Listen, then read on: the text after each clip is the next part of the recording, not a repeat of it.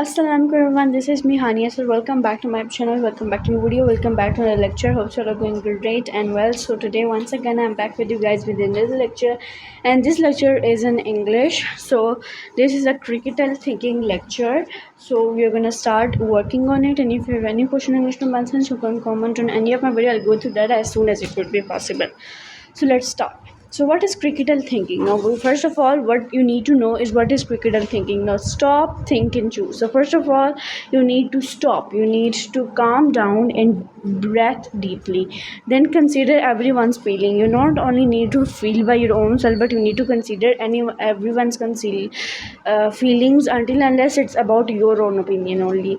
Think means what is the problem, what is your opinion about it. Now secondly, you need to know about the problem, you need to confront the problem, you need to understand the problem, and you need to collect your own opinion about it.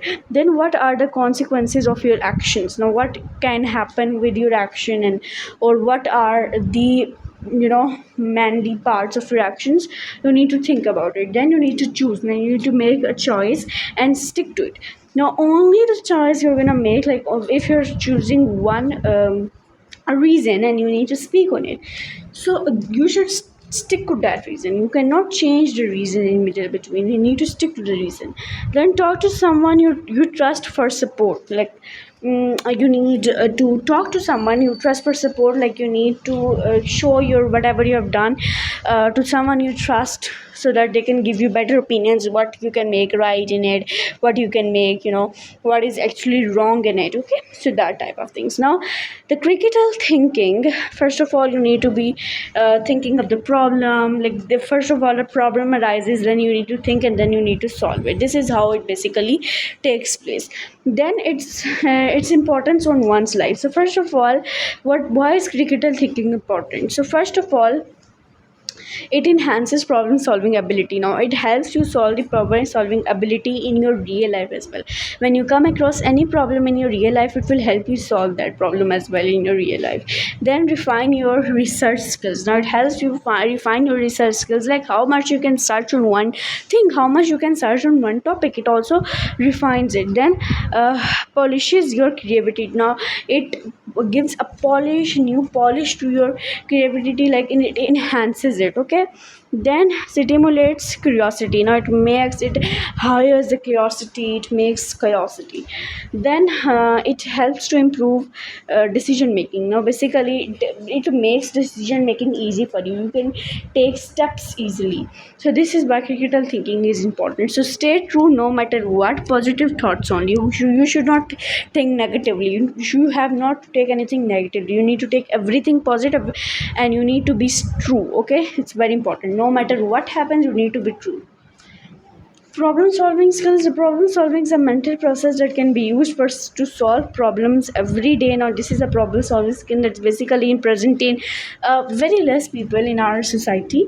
And when they start solving the problem in their everyday life, they also help you guys. So I think so everyone should have those problem solving skills. Okay, then the problem solving process gives anyone an organized method to solve any problem. Now it makes for the other person to easily overcome their problem, whatever the problem is, it helps them to go across that. Then our problem are really our blessings if we use them to grow stronger. Like they are not our problems, they are solution most of the time. Like they help us to grow better, they help us become more stronger. Okay, now turn problems to opportunities. Six powerful tips. Now start to believe you can. Like don't say I cannot do this or I can't do this, I'll not try to do this. Just say I can do this, I will do this, I will try to do this. Start saying this. Okay, so start to believe in yourself. Don't focus on the problems, focus on finding opportunities. So you have to focus on finding those opportunities that help you to overcome the problem. Then think of what it is you want to achieve. Like you need to think what you want in your life, what you need to do, what you want to achieve. Okay, think about how you can accomplish your goal. Now think about how you can go closer to your goal, how can you achieve your goal. So think about it.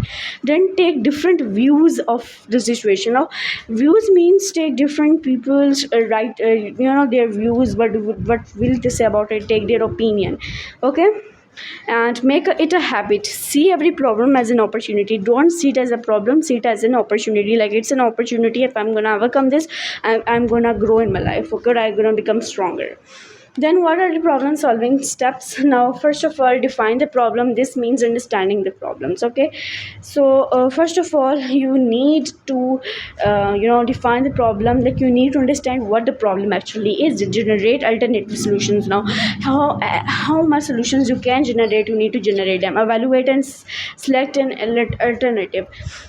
Okay, and you need to evaluate as a sum. You need to take out the best solution out of all of them, and you need to make it, implement and follow up on the solution. Okay, you need to work on the solution, then you take action. You need to take an proper action or solution. These are the steps you can do to solve a problem.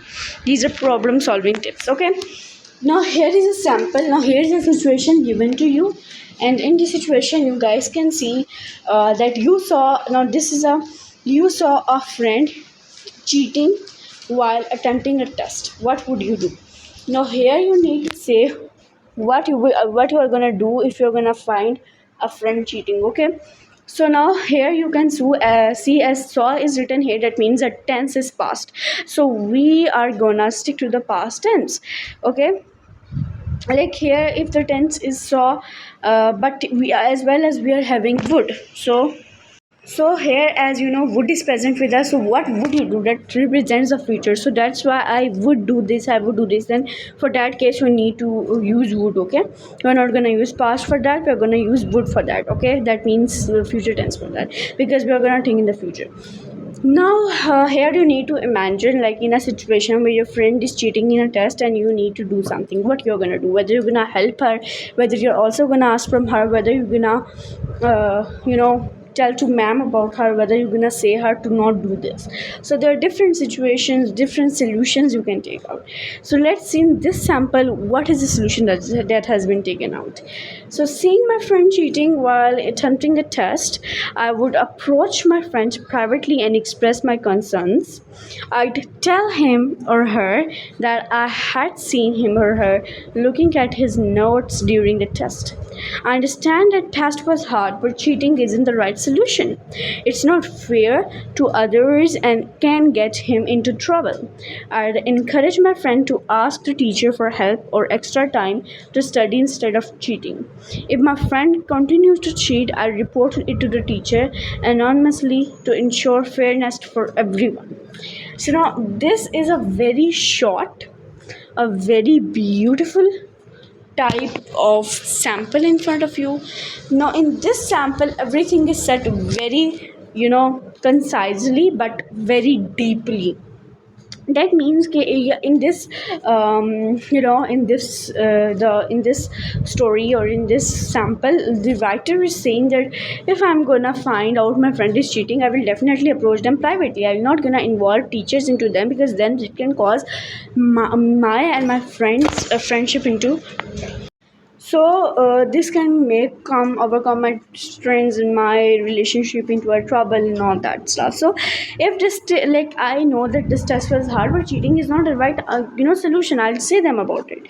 So I'll ask them like if they can take teachers help, or ask teacher to give them more time, or more time, extra time or help. Okay, and then like if still my friend continues to cheat, or if they still start doing the cheating, I'll tell the teacher, because anonymously, so that our friendship doesn't even get hurt, and it's fair with everyone. So this is what that's been set in this sample, and I think so that's very beautifully written, very concisely but very deeply written. So that's the best one. So now here, let's talk about a situation. You borrowed a friend's favorite book for reading but lost it. What would you do?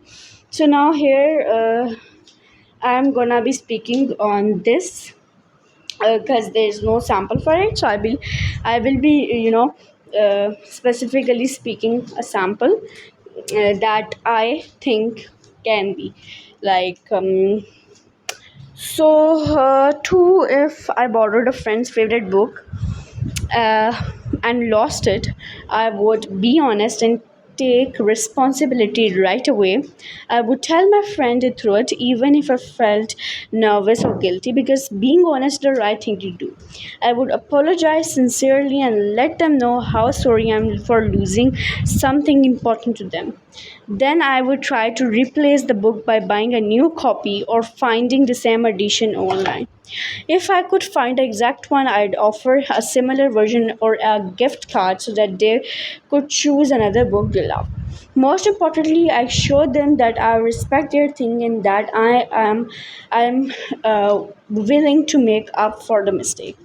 This way, even though I made a mistake, I would show my friend that they can still trust me. So now again, this was what I said. You can, if you have any other situation, you can also say upon what you think.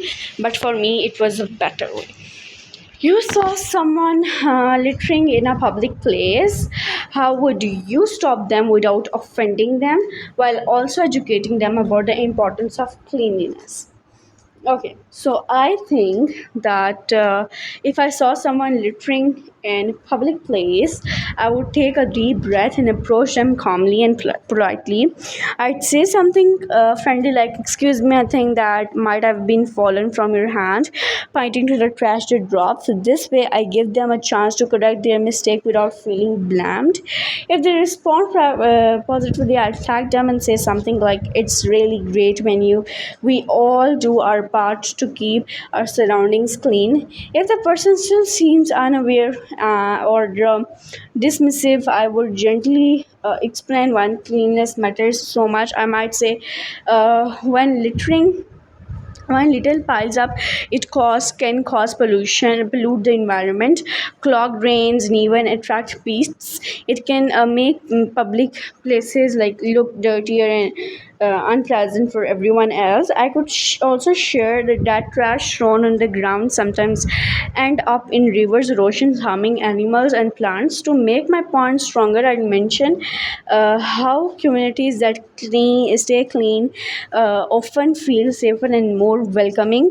I'd also suggest using nearby bins and recycling if possible, and maybe even say I'll try to carry an extra bag for trash when I'm out, just in case. Finally, I would thank them again for listening and showing appreciation for any positive change.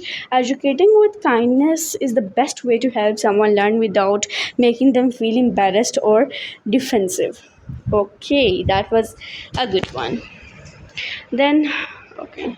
Okay, so now here we're having another one. So it is, you have two friends who don't get along. They are both asking you to take sides. What would you do and how would you maintain your relationship with both of them? So if I have two friends who didn't get along and they were both asking me to take sides, I would try to stay neutral.